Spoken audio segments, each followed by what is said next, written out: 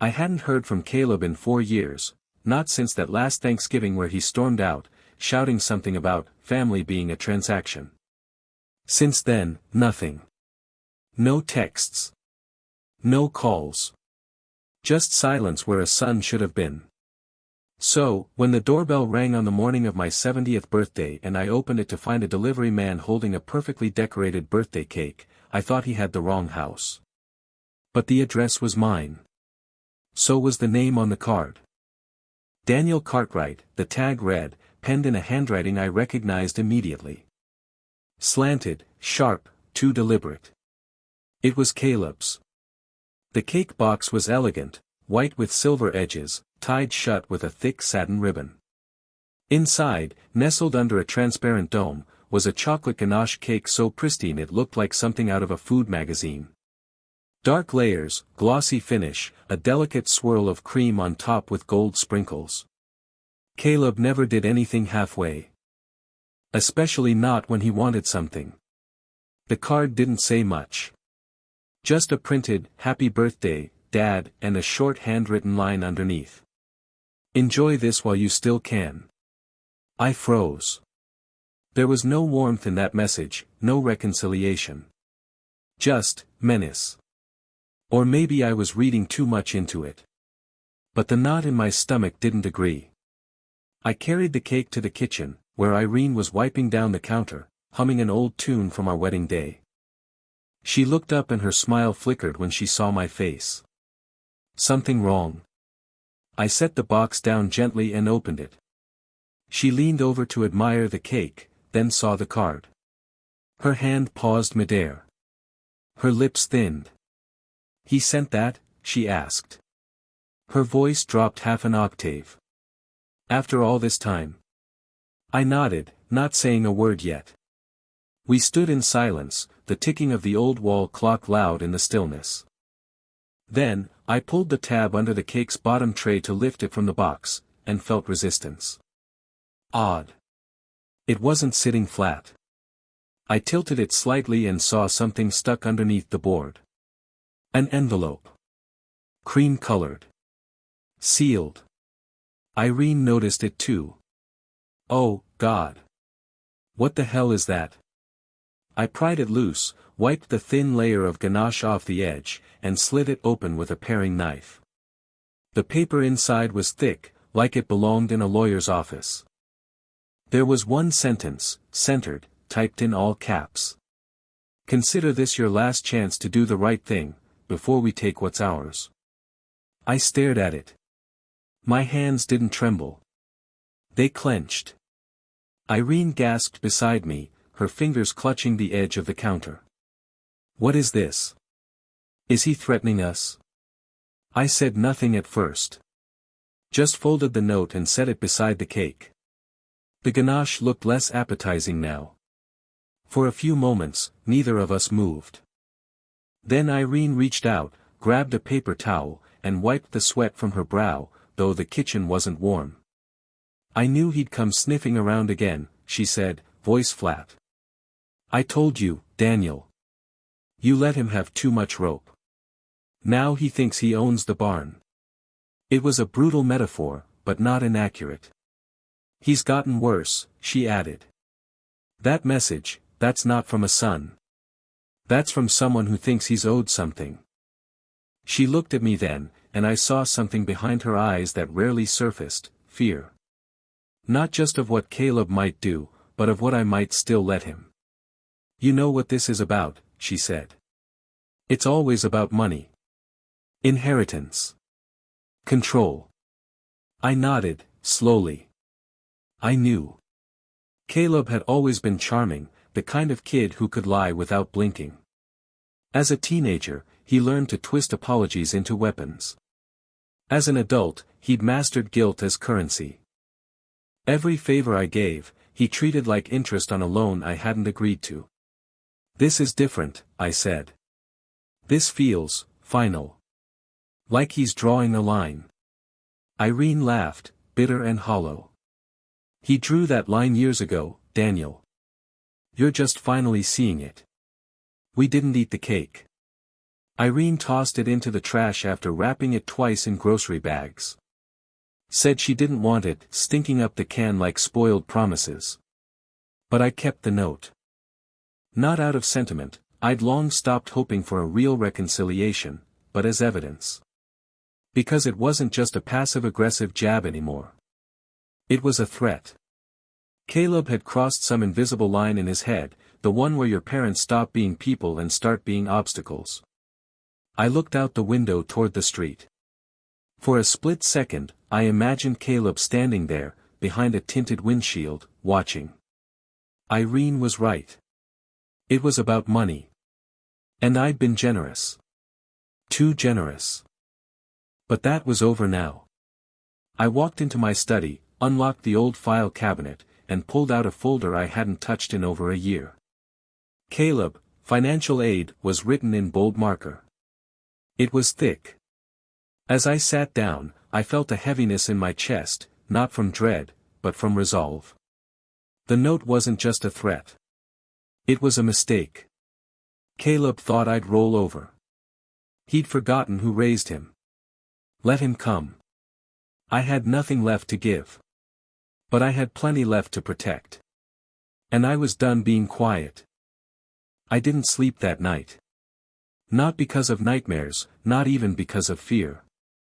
It was colder than usual, one of those late winter nights where the air outside feels sharp enough to cut through the walls, no matter how well the insulation's been packed. Irene had gone to bed early, but I sat in the kitchen with a cup of lukewarm tea, staring at that damn note like it had been written in blood. Before we take what's ours. Ours. That single word echoed more than anything else. Not mine. Not yours. Not even something like, what I deserve. No, ours. As if Caleb had a little army waiting outside. An army of debts and rationalizations. An army that said because I gave him life, he now had the right to carve pieces of it back out of me, when and how he pleased. At some point, I heard Irene come down the stairs. She stood at the kitchen doorway in her robe, her arms crossed tight across her chest. Her face, normally soft in the quiet hours, was hard as flint. You kept the letter? I nodded. She didn't say anything for a moment. Just walked over and poured herself a small glass of water. The silence between us wasn't uncomfortable, it was deliberate. The kind of silence you use to frame something important. Then, she sat beside me and said what I'd been too tired, or too proud, to admit. He's not our son anymore, Daniel. My throat tightened, and I looked away. He's his addiction, she said, softer now. That's what's in charge. I opened my mouth to object, but there wasn't anything left to say. She wasn't wrong. Caleb's choices hadn't been wild detours, they'd become his entire road. It wasn't just the money. God knows I'd handed out more than I should have, checks for emergencies, co-signing loans that evaporated into casino tables and online sports betting platforms. There was always some new opportunity, some surefire thing. And when it didn't pan out, Caleb's apologies came like performance art, full of tears and trembling hands, until the next time. But this? Sending a threat in a birthday cake. That was new. Irene pulled the letter toward her again and reread it under the faint kitchen light. The bulb above us flickered slightly, casting her shadow across the table. I always hoped, she said, voice barely above a whisper, that if we gave him enough, he'd stop needing more. That he'd wake up and remember who raised him. Who loved him. I looked at her, saw the way her eyes shimmered. Not with tears. With clarity. That painful, final kind. But he doesn't remember, she said. Or he doesn't care. He remembers, I said, bitterly. He just doesn't think any of it counts. Not unless it comes with a $sign. She nodded slowly. Then we need to protect ourselves. We'd never said that aloud before. Not even when Caleb screamed at me in the front yard after I refused to co-sign a second mortgage on his house. Not even when he brought a loan shark to our doorstep and pretended it was a friend who helps with cash flow. But now. Now it was survival. I pushed back from the table and stood. The old wooden floor creaked beneath me, and for a moment, I felt every year in my knees, every weight on my shoulders. Irene stayed seated, the envelope still in her hand, as I walked toward the den. "I'll need your help tomorrow," I said. "With what?" "We're going to dig." She didn't ask what I meant. She already knew. Old records. Transfers. Receipts. Every time I bailed Caleb out, every dollar that left my account in the name of fatherhood. Every favor. Every lie. By morning, the house felt colder than usual. Not just in temperature, in atmosphere. We'd crossed a line, and we both knew it. No more illusions. No more, maybe this time he means it. Irene made oatmeal and toast. I didn't touch mine. My appetite had packed up and left sometime between 3 and 4 a.m.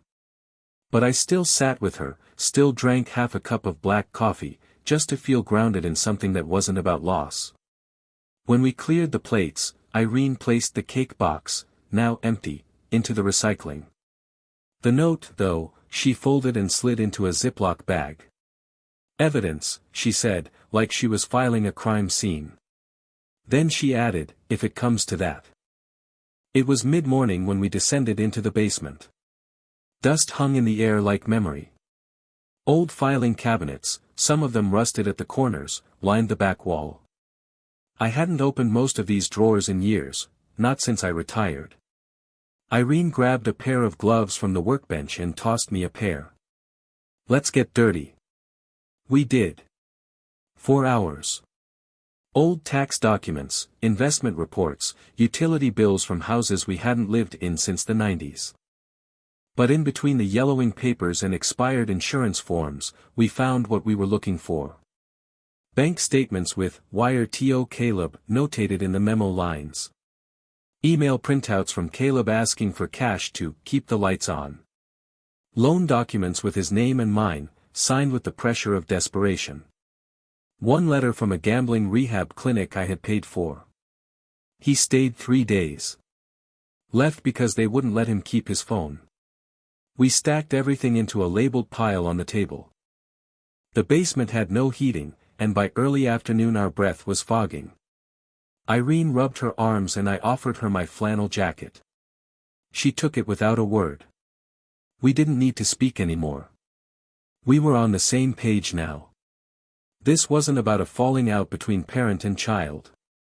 This was about self-defense. Irene pulled up the last file, one marked "Trust, Initial Drafts." Her hand stilled on it. "You remember when we started talking about this?" she asked, not looking at me. 3 years ago. When Caleb said, "Why wait till you're dead to make a difference?" I nodded. He'd said it with a grin. Said it like he was doing us a favor by wanting to spend our money early. "I think it's time," I said. "Time we stop thinking this'll get better." She nodded. That evening, as the cold set in even deeper and the wind rattled the window panes, I sat by the fire with the pile of documents in my lap. Irene curled up in the chair beside me, a throw blanket over her knees, her hand resting on mine. We didn't feel like parents anymore. We felt like survivors. The cake was gone. But the warning had been served. And now it was our move. Before you can understand the threat in that cake, you have to understand what came before it, the years that built up to this moment like dry kindling waiting for a match. Caleb wasn't always this way. There was a time, long ago, when he used to fall asleep in my lap during Sunday night movies. Back when he was 7, he insisted I be the first to see his science projects, even before his teacher. His mother used to say he was a mirror of me, quiet but sharp, observant in a way that made you nervous if you weren't telling the truth. He asked big questions, even as a kid: why do people lie? Why does money matter so much? It's ironic. Because somewhere between boyhood and manhood, those questions stopped being innocent. They became tools. The first time Caleb asked me for money, he was 19, in college, on the other end of a trembling phone line. "Dad, I made a mistake," he said, voice cracking just enough to stir something in my chest. "I thought I could flip some money on sports bets. I didn't realize how fast it spirals." He needed $2,000. Claimed it would clear the debt and help him start fresh. I wired him $2,500. Irene wasn't thrilled, but she didn't protest. "Kids screw up," she said, pouring her tea. "Maybe this will be the wake-up call." But it wasn't. It was a doorway. The next time came 6 months later. Then 3 months after that. The amounts grew, as did the urgency. Sometimes he framed it like survival, car repairs, groceries, rent. Other times it was opportunity. If I don't act now, I lose the chance to double my money. Each time I hesitated, he found a new story. A new emotional lever to pull. And I let him. Because that's what fathers do, right? You help. You protect. But what I didn't understand then, what I refused to see, was that Caleb didn't want help. He wanted absolution without accountability. And I kept handing it to him. We gave him his first inheritance installment when he turned 25. It wasn't massive, just under $100,000, but it was a gesture. I wanted him to feel trusted. Irene warned me. "You think giving him the money will make him more responsible. But what if it just makes him reckless?" I said, "He's a grown man." She said, "He's never had to pay for anything. He burned through it in 6 months. Gambling. A little travel. A lot of debt. The only reason I found out was because his bank called me directly. He'd listed me as his financial backup on a high-risk account. I hadn't even known. When I confronted him, he didn't cry. He didn't apologize. He blamed me. "You didn't raise me to handle money," he snapped. "You always bailed me out. You taught me money just shows up when you're in trouble." That was the first time I lost my temper. Really lost it. "Because you were in trouble, Caleb. And we loved you." "Love isn't a blank check, Dad," he said. "It's control. That's all this has ever been." He left that day and didn't call for 3 months. Then Thanksgiving rolled around. I was pulling a turkey out of the oven when the doorbell rang. Caleb stood there with a bouquet of flowers and a crooked smile. "Figured we could start over," he said. "No baggage." Irene hugged him before I could say anything. And just like that, he was back. For a while. The cycle repeated itself, only now with higher stakes. Credit card consolidations. Bailouts. Promises to repay, promises that evaporated in the light. I started keeping records. Quietly at first. Folders labeled, Caleb Financials, Loan Notes, Outstanding. Not because I was preparing for a lawsuit.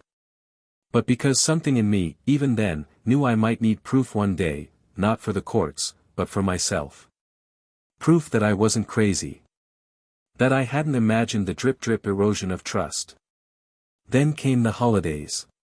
One year, he arrived to Christmas dinner already drunk. Irene tried to hide it by pouring him water and nudging him to the couch. But before dessert, he'd launched into a tirade about how we were sitting on wealth, while he drowned in opportunity. "We're not rich," I said quietly. "We've been careful." "That's not the same thing." "You're hoarding it," he spat. "What's the point of dying with it? You think I'm gonna wait around like some pet for scraps?" The words didn't hurt, not really. What hurt was the way he looked at me. Like I wasn't his father. Like I was a gatekeeper to a vault he thought was rightfully his. Irene cried that night. Not just because of what he said. But because of how easily he said it. Like it had been there all along, just waiting for the right excuse to surface. After that, I started saying no. It wasn't dramatic. No doors slamming, no ultimatums. I just stopped funding his chaos. When he called asking for bridge loans, I said, I can't. When he texted pictures of overdue bills with guilt-tripping captions, I replied, you'll figure it out. The responses I got back grew colder. Then cruel. Eventually, he stopped pretending. I'll get mine, one way or another, one message read. You don't get to hoard what was supposed to be mine. That was last year. And now, the cake. The note. Before we take what's ours. I looked through the files again that evening, spreading them across the dining table. Irene stood beside me, flipping through old email printouts. The sheer weight of it, the loans, the transfers, the hundreds of small betrayals disguised as requests, it was staggering. He's not just bleeding us, she whispered. He's laying groundwork. What do you mean? He's trying to build a case, she said. So when we die, or when he makes people think we're incompetent, he can say we were erratic. Unfair. That we gave to everyone but him. I stared at her. You think he'd do that? I think he already is. I didn't sleep again that night. But this time, it wasn't out of fear. It was planning. It was a Tuesday when he showed up. Mid-morning. Sunlight slanting through the kitchen window, catching the dust particles in the air like some cheap metaphor for aging. I had just finished my second cup of coffee and was sorting mail at the table, insurance offers, a reminder for my blood pressure refill, a catalog from a place I hadn't ordered from in a decade, when I heard the doorbell. Irene peeked through the curtain. Her face paled. It's him. I didn't get up right away. I wanted to finish the act of opening the last envelope. Maybe I was stalling. Maybe I was just done letting Caleb control my tempo. But he rang the bell again. Longer this time. I rose, slow and deliberate, my knees cracking like popcorn. When I opened the door, there he was, Caleb. My son. The boy I once carried on my shoulders after baseball practice. The man who now looked like he was rehearsing a character rather than living a life. He wore a gray coat too clean for someone supposedly struggling. His smile was thin, calculated. His eyes darted past me, scanning the house like a realtor eyeing potential. Dad, he said, voice light. You gonna let me in? I stepped aside without answering. He entered like it was still his home. Dropped his keys on the entry table. Shrugged off his coat and tossed it on the arm of the couch like it was 1997 and he'd just come home from school. Irene didn't say a word. She disappeared into the den, but not before I caught her slipping her phone into her cardigan pocket. Caleb sat on the edge of the recliner, elbows on knees, hands clasped, the posture of someone trying to look sincere. A rehearsed kind of humility. I've been thinking, he said. That's dangerous, I muttered, sitting across from him. He chuckled like I'd told a joke. No, really. I have. A pause. You know I've made mistakes, he continued, tilting his head. I own that.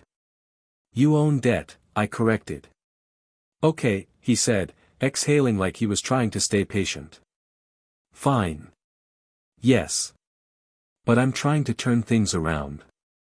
That's why I'm here. I said nothing.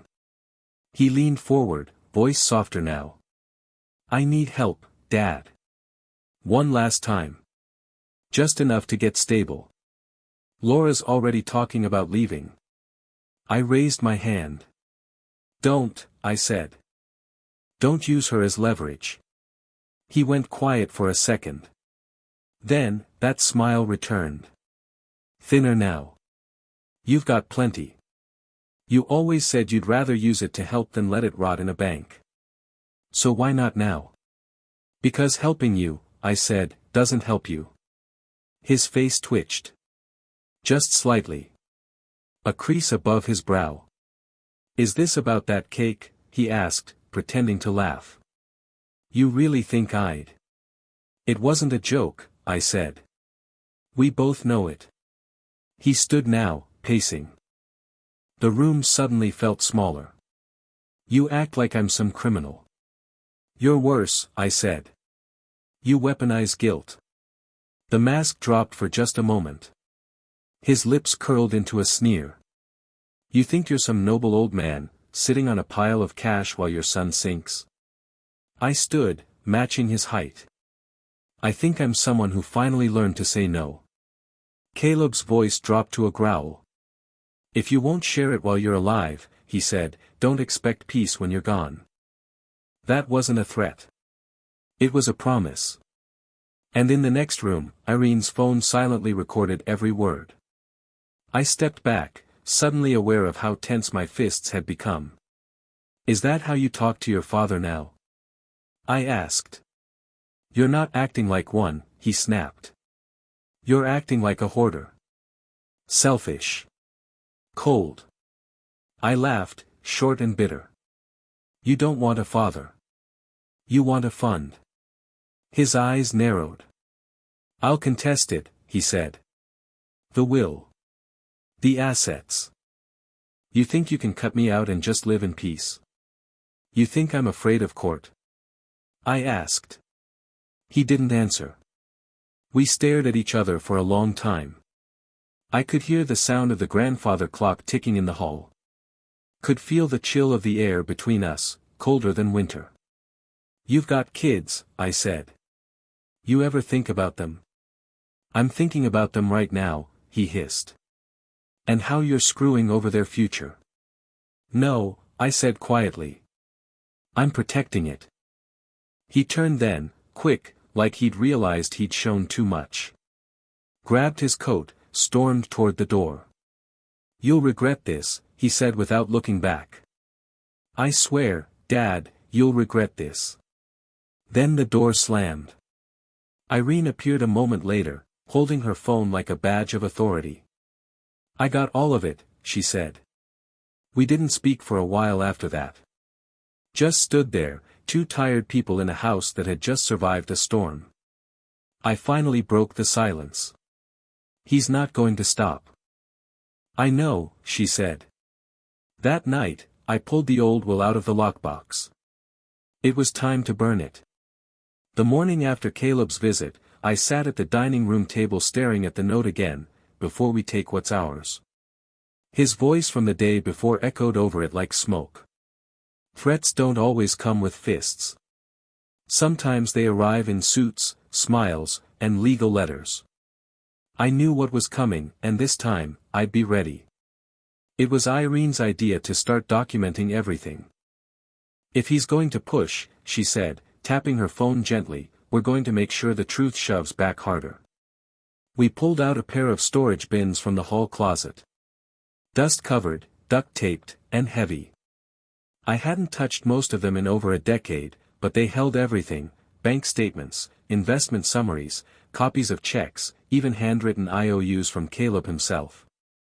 One of them read, $5,000, to be paid back when the season ends. I promise.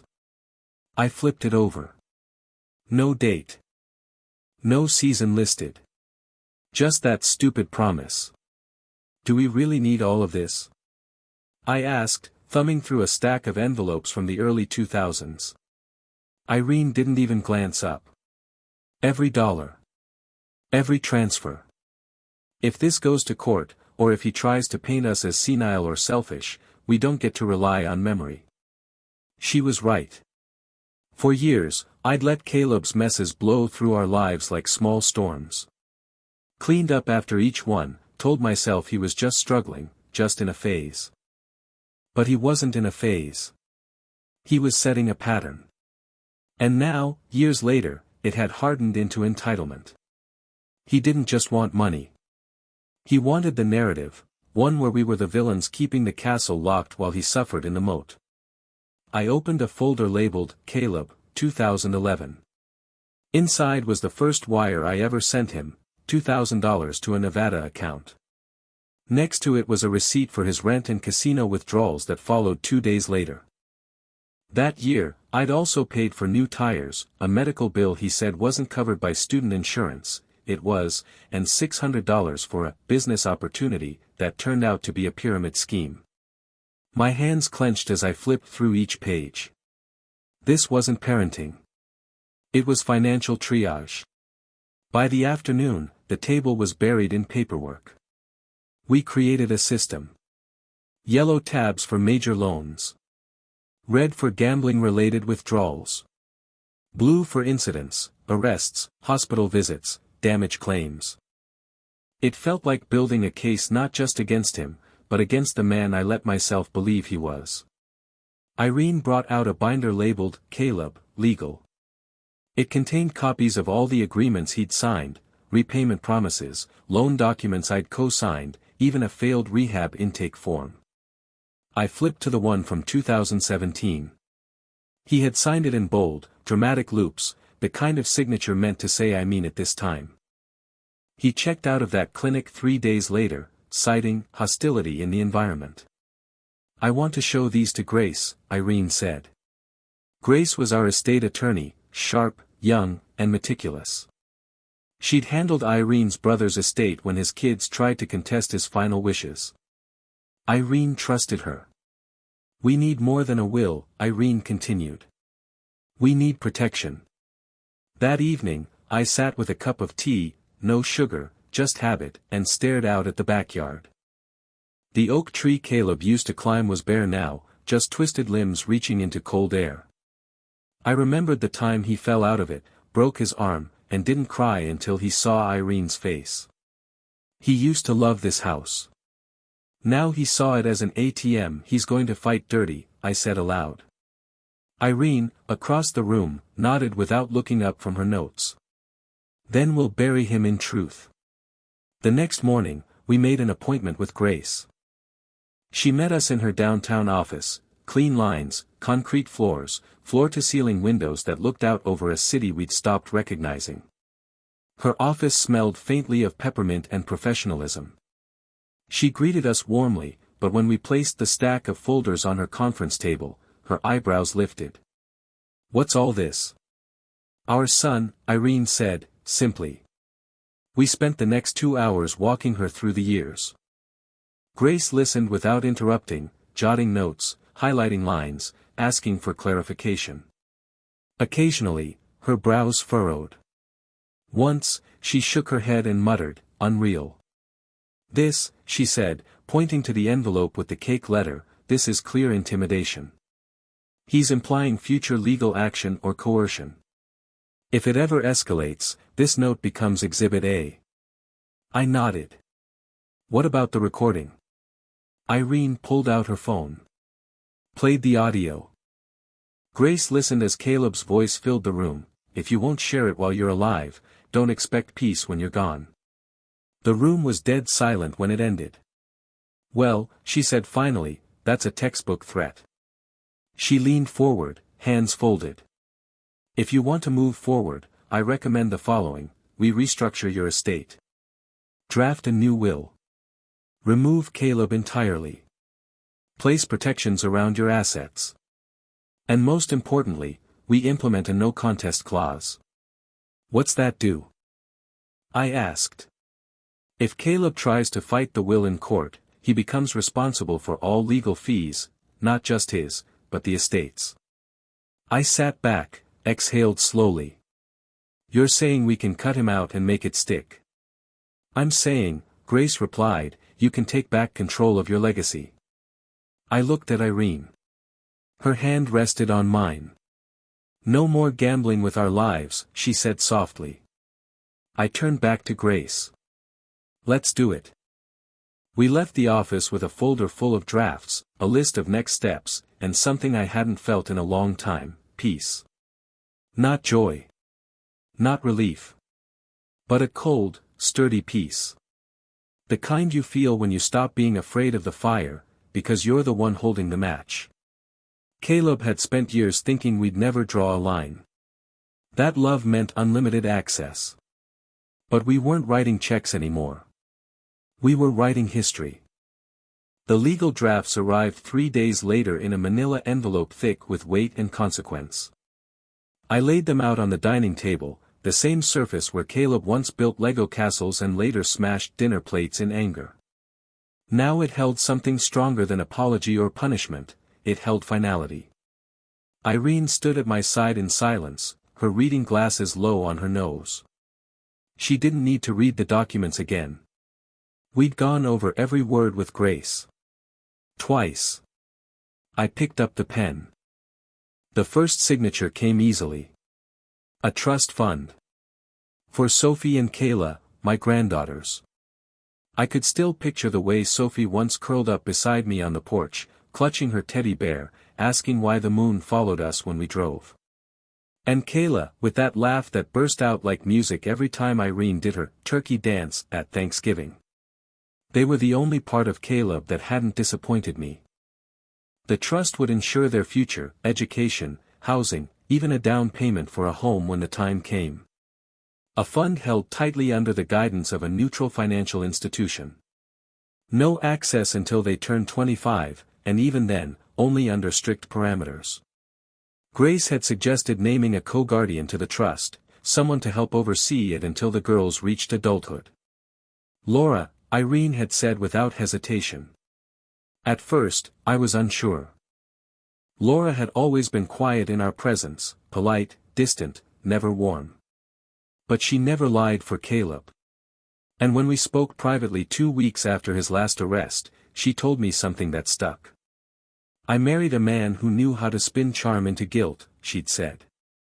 But I'm not letting him spin it around our daughters. I trusted her enough for this. The second signature took longer. It was the new will. The one that made the previous document irrelevant.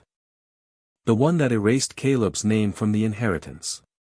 Instead, everything else, the house, our savings, the investments, the life insurance, would go to 2 recipients, the girls' trust and a foundation Irene and I had chosen years ago but never funded, a non-profit that provided therapy and housing to children affected by gambling addiction.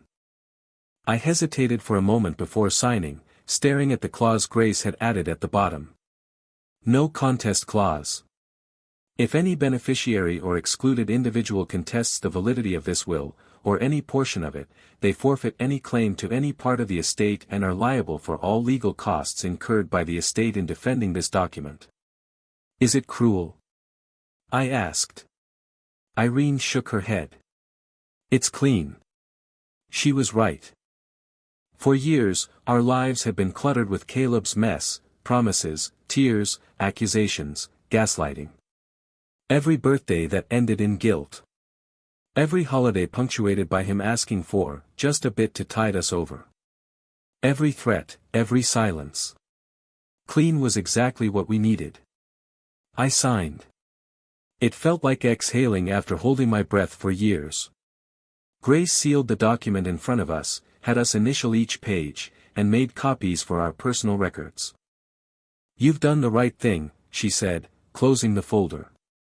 You haven't disowned your son. You've just removed him from power. Irene asked for a moment alone before we left. She remained in the office with Grace for 10 minutes. I didn't ask what they talked about. But later that evening, she handed me an envelope, sealed and unmarked. Just a letter, she said. To be kept with the documents. In case I'm not around to explain it. She didn't cry. Neither did I. That night, we opened a bottle of sparkling cider. The last time we'd used those flutes was on our 40th anniversary. Irene put on a Sinatra record. We didn't dance.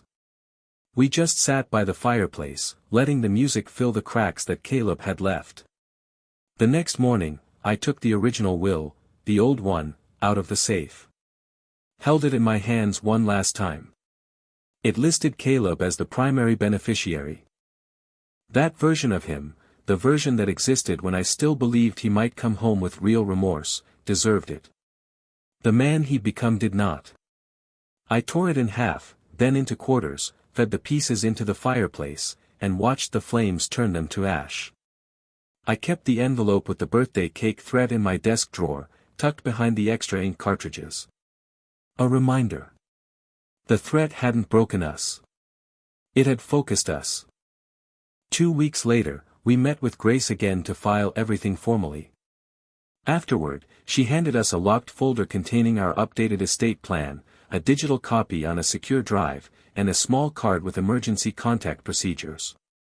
As we stood to leave, she said, "I've never seen two people go through this with so much clarity." "Clarity comes with pain," Irene replied. "It just takes longer to set." On the way home, Irene reached over and held my hand in the car. The sun was setting behind us, casting gold across the dashboard. There was peace in the car, not joy, not comfort. Just a kind of resolution that made breathing easier. We pulled into the driveway just as the streetlights flickered on. The house looked still. Safe. Inside, on the kitchen table, sat a card from Sophie, colored with crooked lines and sparkly pen ink. It read, "I hope you have the best day ever, Grandpa. I miss you and Grandma. I told Mommy we should visit you more." Kayla made a picture too, but she got juice on it. "Love, Sophie." Irene smiled as she read it, running her fingers over the glittered letters. "We didn't say anything. We didn't need to. That card said it all. Caleb might try again. People like him don't vanish, they circle." But the door was closed now. Legally. Emotionally. The legacy was no longer up for grabs. It was secured. And so were the ones who deserved it. He found out faster than we expected. Caleb had always been good at sniffing out change, maybe that was his only real talent. When the new will was finalized and the trust locked in, we didn't tell anyone. Not even Laura. But within 2 weeks, he knew. How, we never figured out. Maybe it was a friend at the bank, maybe it was Laura herself, or maybe Caleb had been digging through digital trails longer than we thought. All I know is the knock on the door came just after sunset. 3 hard pounds. Irene looked at me, her hand instinctively going to her phone again. I nodded once. She tapped record and tucked it into her apron pocket. I opened the door. He was already shouting before his foot crossed the threshold. "You think you can just erase me?" His face was red, eyes wild, not just angry, but unstable. Reeking of alcohol. His jacket hung off one shoulder, tie loose like he'd torn it off mid-sprint. I stepped back instinctively, and he barreled into the foyer. "You changed the damn will," he barked. "Who the hell do you think you are?" Irene stepped in then. "You need to calm down, Caleb. Don't talk to me like I'm some stranger," he snapped. "I'm your son." "You're a grown man," I said, my voice low. "And you're drunk. Sit down." He didn't move. Instead, he pointed a shaking finger at me and spat every word like venom. "You had no right. That money, that house, it's mine. You don't get to die with it buried in some trust. I've earned it." "Earned?" I asked. "You've drained us for 20 years. He stepped closer. Too close. "You gave it freely," he hissed. "Every damn time. Don't pretend you were a victim." My fists clenched. I felt the old fire rise, that protective anger I hadn't felt since I caught him stealing Irene's wedding ring to pawn temporarily. "You were going to waste it, Caleb," I said. "All of it. You've proven that. Over and over again." His voice cracked then, fury mixing with something darker, panic. "You cut me out," he said. "You cut me out completely." "Yes," Irene said firmly from behind me. "We did." He shoved me. It wasn't hard, but hard enough to stagger me backward into the wall. I caught myself on the entry table. The lamp fell, shattered. Irene gasped, hands flying to her mouth. Caleb froze for half a second, as if realizing what he'd just done. That's when Irene dialed. The police arrived 7 minutes later. I stayed in the hallway, watching Caleb pace the front yard like a cornered animal. When the cruiser pulled up, he didn't run. He just yelled, about betrayal, injustice, abandonment. The officers listened.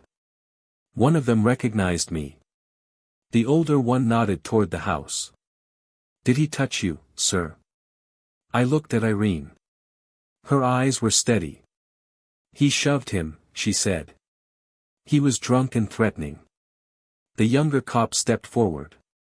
Sir, you're trespassed from this property. You come back again, you'll be arrested. Caleb laughed. I'm his son. The older cop said nothing. Just handed him a paper with a restraining order attached. As they walked him back toward the squad car, Caleb turned and shouted one last thing over his shoulder. You'll die alone. The door closed. The car pulled away. And just like that, the house fell quiet again. We sat in the living room, the shattered lamp swept into a corner, the couch cushions stiff beneath us. Irene held my hand. I didn't expect it to feel like this, she whispered. Like what? Like mourning. And it did. It felt like we'd buried something, not a person, not a memory. But a future that never arrived. 3 days passed. Then Laura called. I let it go to voicemail the first time. Then I saw her text. It's not what you think. Please, I need to talk. We met at the small diner on Crestwood Avenue. Irene came with me. Laura sat across from us in a wrinkled sweatshirt, her eyes swollen, hands wrapped around a coffee cup she barely sipped from. I left him, she said. Silence. He came home after the police thing. Screaming. Throwing things. I'd seen it before but never like that. Irene spoke gently. And the girls? They didn't see the worst of it, she said. But they heard it. I nodded. I should have left him a long time ago, Laura continued. But I was scared. I wanted the girls to have a father. But that's not who he is anymore. Maybe it never was. She took a deep breath. I want them to know you. Not him. Irene reached across the table and touched her hand. We'd like that. Laura looked at me then. I know about the trust, she said. He found out and went crazy. But what you did, that's the only good thing that came out of this. Thank you. We left the diner with a strange sense of weightlessness. Not relief, not yet. But maybe the first breeze of it. The next morning, Irene printed out an update for the trust. Laura's name moved from co-guardian to full trustee. Caleb wouldn't get near a dime. A week later, the girls sent a card. Crayon drawings of us standing under a tree. Stick figures with glasses and white hair. The son had a smiley face. Can we come visit soon? Irene cried when she saw it. I didn't. I just felt something return. Not joy. Not redemption. But clarity. Caleb was gone. And in his place, finally, we had a chance at something whole. The letter began with just 5 words. You left me no choice. I wrote them slowly, letting the pen hang heavy in my hand. The office was quiet except for the soft creak of the old leather chair I'd sat in for decades. Behind me, the window was cracked open to let in the early spring air. The birds were back. The wind smelled like thawed earth and grass, the season of starting over. But this letter wasn't about beginning. It was about ending. I paused, read the first line again, then kept writing. You weren't cut out because I stopped loving you. You were cut out because you gambled away your life, and then tried to gamble with ours. I could feel Irene's presence behind me even though she hadn't entered the room. She knew what I was doing. She'd encouraged it, actually, not because we needed the letter, but because we needed closure. Something we could fold neatly, tuck away, and never revisit. The words flowed more easily than I thought they would. You always saw generosity as weakness. Every time we helped, you called it control. Every time we said no, you called it cruelty. But the truth is, we were afraid. Afraid of losing you. Afraid of what would happen if we stopped holding the net beneath your fall. I stopped then, resting my hand on the desk. The veins beneath my skin pulsed like tree roots, blue and dry and tired. I had loved Caleb since the moment I first held him in the hospital, red-faced and screaming like the world had betrayed him. Maybe it had. Or maybe he just never learned to accept that it didn't owe him anything. I wrote more. You taught us the difference between helping and enabling. You taught us, painfully, that sometimes love means distance, not closeness. That boundaries aren't walls, they're lifelines for those drowning in their own chaos. I took a break halfway through, walked into the kitchen. Irene was cutting apples for a pie, soft music playing from the old radio. She didn't ask how it was going. She just handed me a slice and smiled. "Burn it or keep it," she said, "but finish it." I went back and sat down. "We did everything we could," I continued. "But you always wanted more. And not just more money, more power, more guilt, more sway over our lives. But that's over now. You don't get to define us anymore." The final paragraph came slower. I wanted to get it right. Not to hurt him, that part was already done, but to mark the moment. A father's last act. Not of punishment, but of truth. I hope, someday, you understand what this cost you. Not the money. Not the house. But the family that stood by you, for far too long, waiting for the son they loved to come home. He never did. Goodbye, Caleb. Dad. I signed it. No flourish. Just my name. I placed the letter in an envelope, sealed it, and wrote, "To be opened only in the event of contest or inquiry," on the front. Then I walked to the safe, unlocked it, and slid the envelope behind the official copy of the will. It sat beside Irene's letter, her own goodbye in her own words. We didn't read each other's. We didn't need to. It was never meant for Caleb anyway. It was for us. A final, unspoken line in the sand. Later that night, Irene and I sat on the porch, mugs of chamomile in hand, listening to the soft hum of the neighborhood settling down. Kids shouting in the distance. A dog barking. Sprinklers clicking on 2 houses over. "You feel different?" she asked. I nodded. "Yeah. Like we finally put the story back in our own hands." "You think he'll try again?" she asked. I thought for a moment, then shook my head. No. Not for a while. Maybe not ever. Laura's left. The money's locked. His girls don't even want to talk to him. He's running out of doors to knock on. She leaned against my shoulder. Good. We sat there in silence, 2 old people surrounded by the life they'd fought to protect. We didn't win a war. We didn't burn bridges with gasoline and vengeance. But we closed the chapter. On our terms. When I went back inside, I passed by the office once more. The letter sat secure. Untouched. Unsent. But it existed. That was enough.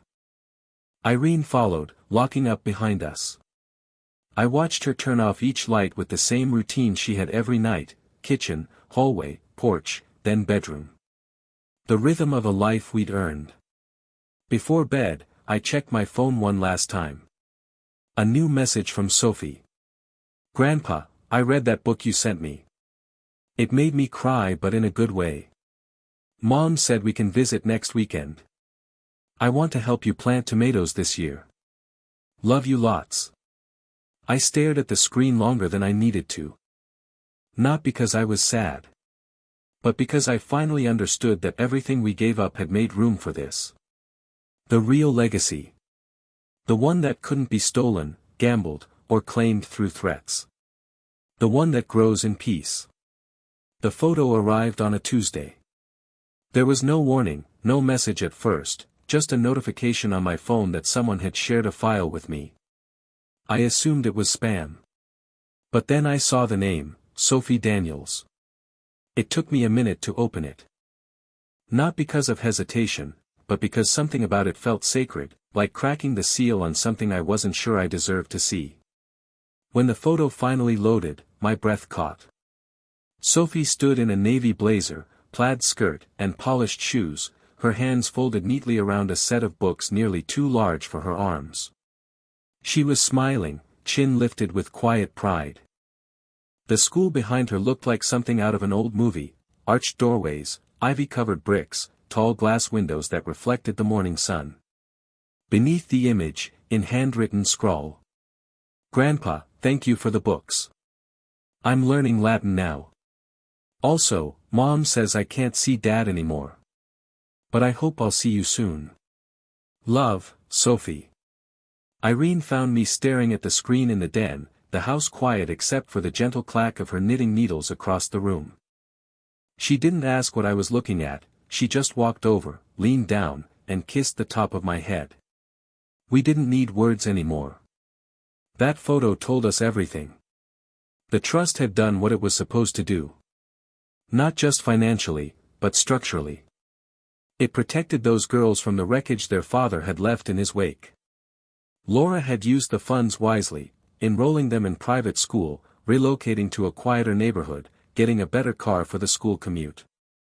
Irene and I reviewed the quarterly trust statements together, each time more assured than the last that we had made the right call. Caleb hadn't reached out since the restraining order. Not a text. Not a knock. Not even an anonymous message or lawyer's letter. At first, I thought he might be lying in wait, planning a long con. But as months passed without a whisper, the reality became clearer: he had lost the script. For the first time in his life, manipulation wasn't working. And people like Caleb? They don't stick around when the control's gone. We started seeing the girls more often, short visits at first. Lunch at a park. A movie matinee. Then dinners at our house, where Sophie helped Irene cook while Kayla tried to teach me how to play a game on her tablet. "You keep pressing the wrong guy, Grandpa," she giggled once, pointing at a pixelated cartoon villain. "That is the bad guy, isn't it?" I asked, squinting. "No," she laughed. "You just hit the good guy again." They were healing. You could see it in their body language.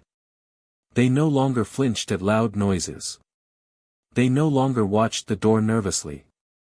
The air around them had changed, lighter, freer. And Laura? She blossomed. Without Caleb's chaos anchoring her, she became someone else entirely. Confident. Patient. Present.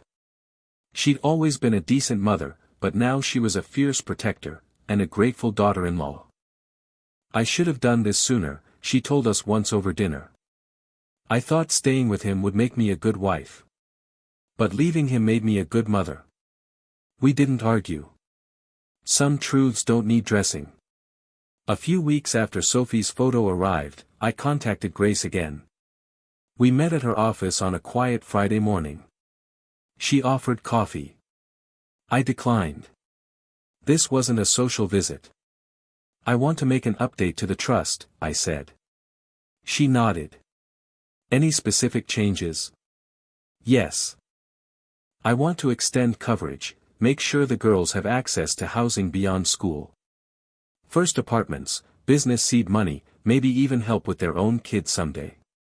Grace tapped on her tablet, brows furrowed in thought. "That's doable. You'd like it protected from parental interference still?" "Absolutely," I said.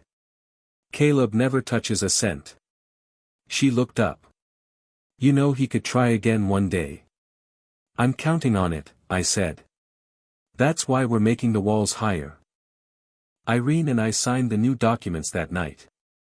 The ink was still drying when she leaned over and asked, "Do you regret it? Not sending the letter?" I looked at her.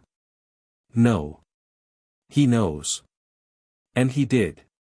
Somewhere, in whatever motel or borrowed couch he was sulking on, Caleb knew exactly what he'd lost.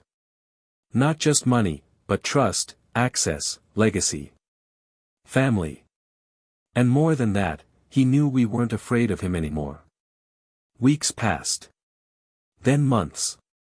Irene's garden bloomed early that year. Tomatoes thrived. Zucchini swelled. Sophie and Kayla helped plant carrots in the back row. They laughed when I mistook a weed for a sprout and insisted on educating me properly. Next time, Kayla grinned, maybe ask before you yank it out. I saluted her like a soldier. Yes, ma'am. Summer bled into fall. The air got sharp again. We hosted a small Thanksgiving, just us, the girls, and Laura. It was quiet, peaceful, full of real joy instead of tiptoed tension. After dinner, Laura found me on the porch, gazing out over the twilight yard. He'll come looking for them again one day, she said. I know. You scared of that? I shook my head. Not anymore. We've built something he can't touch. She sat beside me. We didn't talk again for several minutes. Just listened to the faint laughter from inside. The sounds of a house alive with its true inhabitants. And then she said, almost in a whisper, thank you for not giving up on them. I didn't, I replied. I just gave up on him. A full year had passed since the cake arrived. A year since Caleb tried to scare us into surrender. And all it had done was draw the battle lines, and remind us which side we were truly on. My 71st birthday came on a rainy Thursday. The sky was low and gray, the kind of weather that makes you want to stay wrapped in a sweater with a good book and a strong cup of coffee. I wasn't expecting anything, not after the storm of last year. I figured Irene and I would have a quiet dinner, maybe a slice of pie, nothing more. But around noon, the doorbell rang. Irene glanced at me with a raised brow. We weren't expecting company. When I opened the door, a delivery driver stood there holding a white cardboard box tied with a ribbon. My stomach clenched instantly. The memory of last year's cake, the one with the hidden threat, rushed back like a cold wave. But this box was different. Smaller. Tied with a bright red bow instead of sterile white satin. The driver smiled and said, "Happy birthday, sir," before heading back down the steps. I carried it into the dining room, Irene close at my shoulder. For a moment, neither of us moved. The rain tapped the windows steadily, a drumbeat to the suspense. Finally, Irene reached out and untied the ribbon. The lid came off. Inside was another cake, but this one wasn't polished and perfect like Caleb's had been.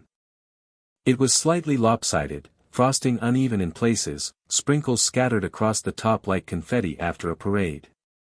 And stuck right in the center was a folded piece of paper. Irene gasped softly. I pulled it free, half expecting another demand, another threat, another ultimatum. Instead, when I unfolded it, I saw crayons. Bright colors. Uneven lines. Stick figures with smiling faces. At the top, in big, crooked letters, it read. Grandpa, Grandma, me, Kayla, Mom. 5 figures holding hands beneath a yellow sun with rays that stretched across the page. Sophie had drawn glasses on one figure. Kayla had added a bow to her own. Laura's hair was scribbled brown. Irene's stick figure had a triangle skirt. Mine had a cane. Irene pressed her hand to her mouth. Tears filled her eyes instantly. There was another note, written more carefully in Sophie's handwriting. Happy birthday, Grandpa. We baked this ourselves. Mom helped but only a little. We love you. Love, Sophie and Kayla. I sat down hard in the chair, the weight of it all pressing against me. Irene sat beside me, holding the drawing like it was made of glass. We didn't eat the cake right away. We just stared at it, at the imperfect frosting, at the fingerprints pressed into the edges where little hands had tried to smooth it down. It was messy. Beautifully messy. Real.